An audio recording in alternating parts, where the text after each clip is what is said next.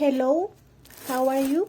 My name is Cindy Cubides and I am going to tell you what are the foods that must necessarily be in my fridges.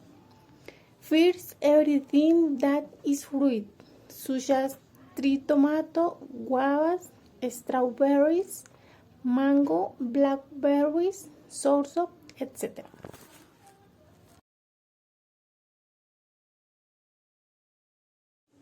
It is also very important to store everything that is meat in the fridge, such as beef and pork, chicken, liver, sausage, eggs, ham, drink like milk or juice should also be refrigerated.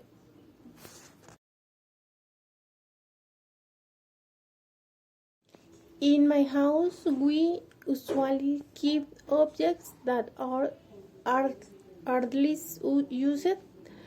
For example, we have many spoons, also many plastic containers that are sometimes used to repackage things.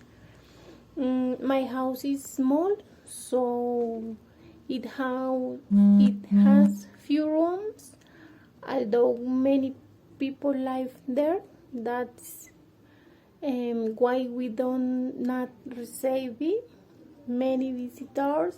Sometimes we have barbecue of the terrace in the company of some neighbors.